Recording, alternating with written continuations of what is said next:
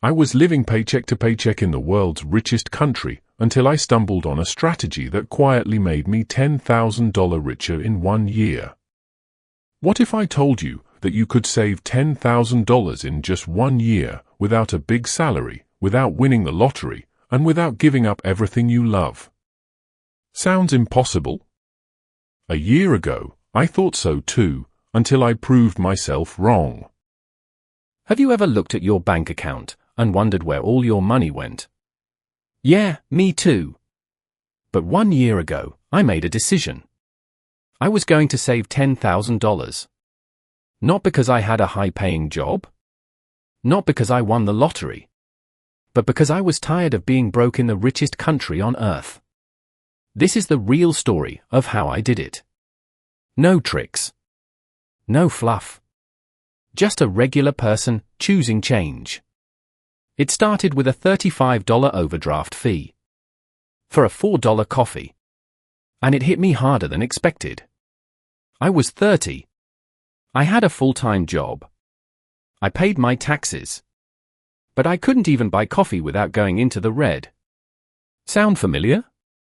I wasn't reckless, I was just uninformed. I never learned how to manage money. Like most of us, I thought debt was normal. Living paycheck to paycheck? Normal. But that day, I decided something had to change. To save $10,000 in a year, I needed to save $833 a month. At first, that number felt impossible. But then I stopped focusing on the full $10K and started focusing on small wins. I tracked every dollar, built a spreadsheet, started treating money like a game. I celebrated every tiny victory. Canceling a $12 subscription? Win. Saying no to takeout? Win. Over time, those wins added up. Next step, I plugged the leaks. Here's what was draining my wallet. Rent, I was paying too much. So I found a roommate and cut my rent in half. Food, I was spending over $600 a month on eating out. So I meal prepped, bulk bought, and used coupons. Streaming services, I was subscribed to everything. I picked one, cancelled the rest. Ubers, every ride added up.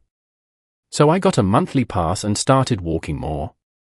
Those for changes saved me over $500 a month. That's $6,000 a year without earning a penny more. Then I turned my nights and weekends into money. No scams. No shady get-rich-quick stuff. Just simple side hustles. Freelancing online, writing, editing, designing.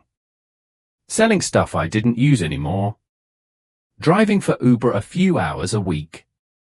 Delivering groceries with Instacart. Starting a blog about money-saving tips.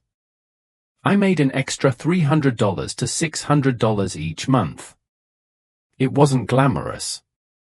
But every bit moved me forward. And with each extra dollar, I got closer. I didn't want to rely on willpower. So I built a system. Every payday, $200 went straight into savings, automatically. I kept my spending and saving account separate. I used zero-based budgeting, every dollar had a job. And most importantly, I had a why. I wanted peace. I wanted options. I wanted to stop living in fear of the next bill. And that why kept me going. There were moments I wanted to quit. Friends invited me out. Social media made me feel like I was missing out. Everyone else seemed to be enjoying life. But I reminded myself, debt is not luxury. Savings is freedom. And I found ways to stay motivated. I celebrated every milestone. $1,000 saved? I treated myself to a movie. $5,000? I took a budget weekend trip. Progress, not perfection. Here's the wild part. Saving money changed more than my finances. It changed my mindset. I felt confident. I stopped comparing myself to others. I realized success isn't about buying more. It's about needing less. I stopped chasing image and started chasing freedom. And that's when I knew I was on the right path. And then one day, I opened my bank app and saw it. $10,020.47. I froze. I stared at the screen. I cried. Because for the first time in my adult life, I felt in control.